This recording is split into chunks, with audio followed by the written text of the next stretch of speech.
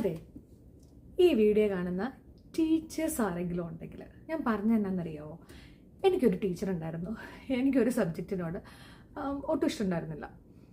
അപ്പോൾ സത്യസന്ധമായിട്ട് പറഞ്ഞു കഴിഞ്ഞാൽ ആ ടീച്ചറായിരുന്നു അതിൻ്റെ കാരണം. അത് അവർക്ക് പോലും അറിയത്തുണ്ടാവില്ല കേട്ടോ. നമ്മളെ ഫോഴ്സ്ഫുള്ളി പഠിപ്പിക്കാൻ ശ്രമിക്കും, പക്ഷെ ഒരു കാര്യവുമില്ല, പഠിക്കില്ല. അത് എൻ്റെ അനുഭവത്തിൽ ഞാൻ മനസ്സിലാക്കിയ കാര്യമാണ്.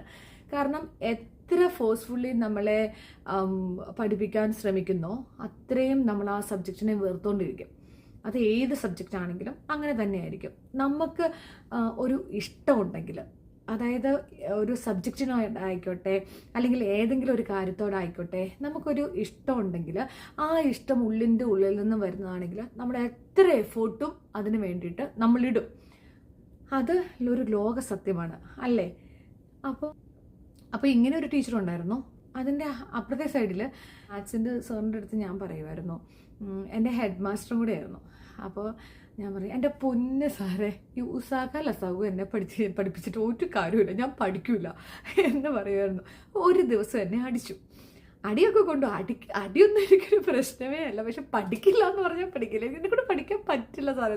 ഉസാഖയായിരുന്നൊന്നും വലിയ പ്രശ്നമില്ല, സാഖു പിന്നെയും കുഴപ്പമില്ലായിരുന്നു തോന്നുന്നു. എന്നോട് വിളിപ്പിച്ചിട്ട് എന്നോട് പറഞ്ഞാൽ, സീന 10ാം ക്ലാസ്സിലാണ്. 10ാം ക്ലാസ് എന്ന് പറഞ്ഞാൽ വലിയ സംഭവമായിട്ടാണല്ലോ നമ്മൾ കരുതി വെച്ചേക്കുന്നത്.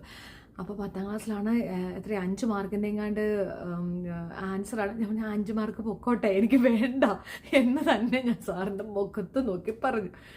അവസാനം സാർ എന്നോട് പറഞ്ഞേ, ഓക്കെ, എനിക്ക് ഒരു കുഴപ്പമില്ല, നിനക്ക് പഠിക്കാൻ പറ്റാവുന്നത് നീ പഠിച്ചാൽ മതി, നിനക്ക് മാക്സിമം മാർക്ക് സ്കോർ ചെയ്യാൻ പറ്റുന്നത് സ്കോർ ചെയ്തോ, ഇഷ്ടമുള്ളത് ഒക്കെ നോക്കിക്കോ എന്ന് സാർ എൻ്റെ അടുത്ത് പറഞ്ഞു. സത്യസന്ധമായിട്ട് ഞാൻ നിങ്ങളോട് പറയട്ടെ, ആ സാറ് ഇന്നും ഈ നിമിഷം വരെ എൻ്റെ മുമ്പിൽ ഒരു ദേവദൂതനായിട്ടാണ് എനിക്ക് തോന്നുന്നത്. സാർ ഇപ്പോഴും ഉണ്ട്.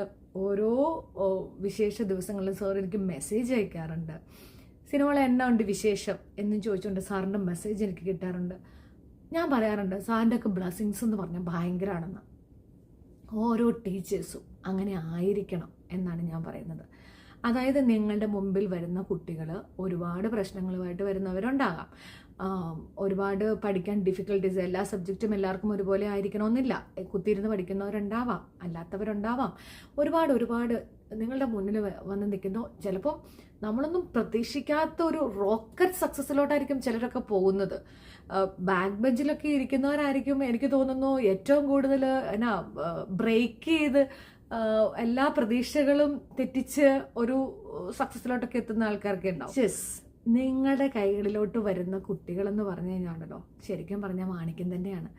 അവരെ എങ്ങനെ മോൾഡ് ചെയ്തെടുക്കണമെന്നുള്ളത് നിങ്ങൾ ടീച്ചേഴ്സ് തന്നെ തീരുമാനിക്കണം. പറ്റാവുന്നത് പോലെ. ഞാൻ പറഞ്ഞ അന്നത്തെ കാലം മാറി, ഇന്നത്തെ കാലത്തോട്ട് ഒരുപാട് വ്യത്യാസങ്ങളുണ്ട്, ഒരുപാട് പ്രശ്നങ്ങളുണ്ട്, അഡിക്ഷനും കാര്യങ്ങളൊക്കെ ആയിട്ട് ഒരുപാട് പ്രശ്നങ്ങൾ വരുന്നുണ്ട്. ടീച്ചേഴ്സിന് കൺട്രോൾ ചെയ്യാൻ പറ്റാത്ത അവസ്ഥയിലോട്ട് വരുന്നുണ്ട്. എന്നാൽ പോലും നിങ്ങൾക്ക് പറ്റാവുന്നത് പോലെ അവരെ ചേർത്ത് പിടിക്കാൻ ഒന്ന് നോക്കിക്കേ.